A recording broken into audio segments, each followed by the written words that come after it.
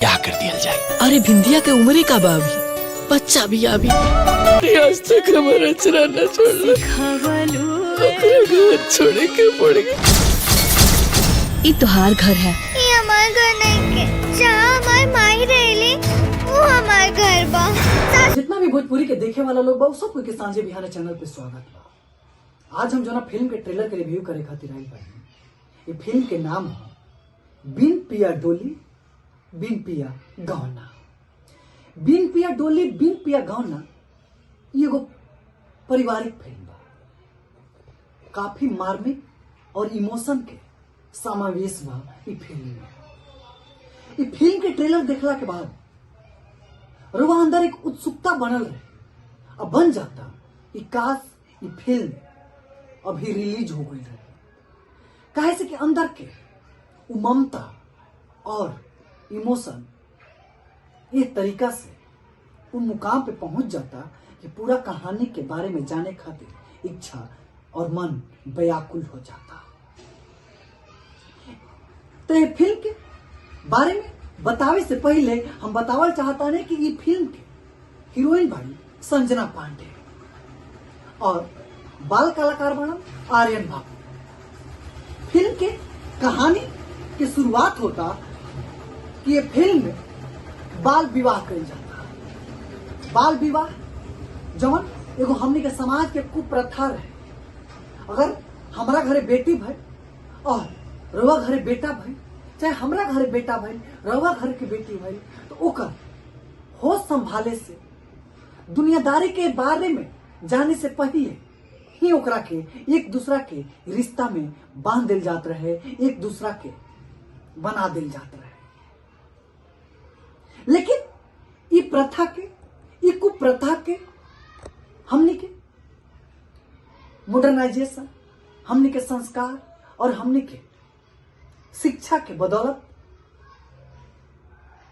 निजात ये प्रथा से निजात पावे निजात शादी कर दिल जाता। और शादी कैला के बाद जब बेटी बच्ची ससुराल जाती है तो बहू बन के जाती है। जब बहू बन के जाती है तो 5 साल के कोई भी बेटी के बहू के रूप में का ओकरा सासा कर सकेला। वो जाके कहते हैं कि हम साड़ी ना पहनब, हम फराक पहनब। बचपना ओकरा में रहता, अल्हड़पन रहता, बाकपन रहता, मासूमियत रहता। हर चीज के समावेश फिल्म के राइटर अपना के रूप में कागज पर उतर ले बनन और उहे एक एक शब्द के एक फिल्म के किरदार स्क्रीन पर जिंदा कर देने बनन। ये फिल्म में दिखावल गइल बा कि वो बेटी वो बच्ची जब अपना ससुराल जाती है तो जाके लोग ओकरा के तरीका से अपनावत था, कौना तरीका से ओकरा के सियान करता, ओकरा के समझावता, दुनियादारी से अवगत करावे के कोशिश करता। ओकरा पहला ही ओकरा जिंदगी में वो घटना होता और घटना ये होता कि जौन लड़का से ओकर शादी भई रहे वो लड़का के सांप काट देता और वो अकाल मृत्यु के काल में चल जाता। और हमने के समाज में ई जग जाहिर बा कि कोई भी बेटी बहन के अगर सुहाग उजड़ जाला तो फिर एगो पतझड़ और बसंत में वो एगो बसंत में पतझड़ होखला के बाद जैसे एगो पेड़ जिंदा तो रहेला लेकिन ओकरा आसपास हरियाली और ओकर रौनक और ओकर चमक सब चीज खत्म हो जाला। वैसे ही हमने के समाज में कोई भी बेटी बहन के अगर सुहाग उजड़ जाला तो एगो जिंदा लाश बन के रह जाला। और वो जो फिल्म में संजना पांडे के दिखावल गइल बा वो तो बचपन में ही सुहाग उजड़ जाता और बचपन से ही एगो उनका परिधान हो जाता सफेद वस्त्र। 6 साल 7 साल की उम्र से ही सफेद वस्त्र पहना ताड़ी। जब वो बड़ बड़ उखल जाता तो अपना घरे कहा ताड़ी ससुराल सब उनका के मायका लोग पहुंचा देता तो अपना माई से कहा ताड़ी कि माई हरदम हमरा के चाची सफेद ही साड़ी काहे पहनावे, हम सफेद ना पहनब, मन हमार भर गइल बा। उनका का पता बा कि उनका पहले ही बचपन में ही होश संभाले से पहले ही उनका हाथ और सुहाग और उनका जिंदगी में नाम कोई और के लिखा गई रहे। उनका जिंदगी के रौनक और उनका जिंदगी के खुशहाली कोई के और के जिंदगी पर निर्भर हो गई रहे।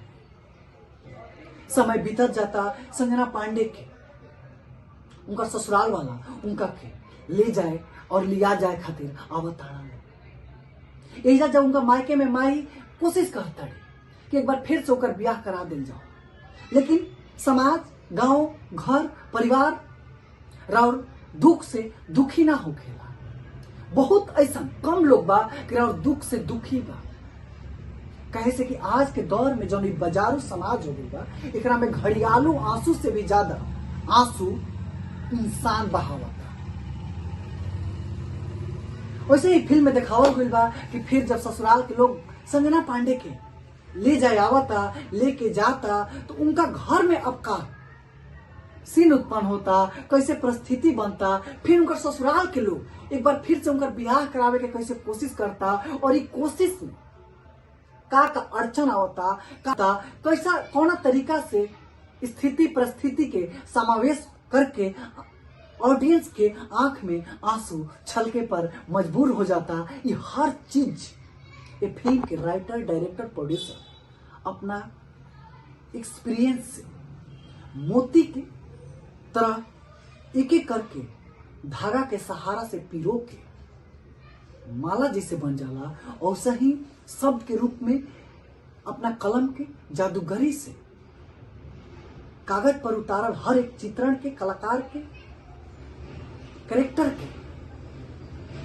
स्क्रीन पर जिंदा करैलन एक कलाकार है फिल्म के, और ओकरा के सही निर्देशक और डायरेक्शन डायरेक्टर थे।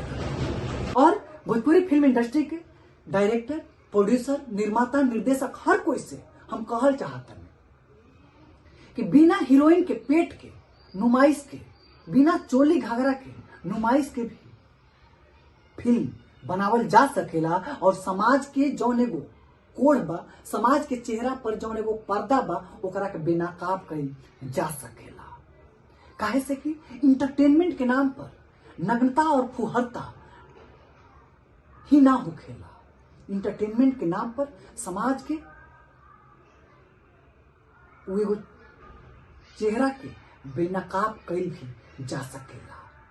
इस चीज के ये फिल्म बखूबी दिखावता, दर्शावता। तो आज के वीडियो में इतना ही। अगला वीडियो में फिर मुलाकात हुई। रोज सब की फिल्म के ट्रेलर कैसा लागल, ऐसे ही भोजपुरी फिल्म के ट्रेलर, गाना और टीजर के रिव्यू देखे खातिर सांझे बिहाने के सब्सक्राइब कर ली जा। तब तक खातिर हमरा के विदा दी जा। नमस्कार।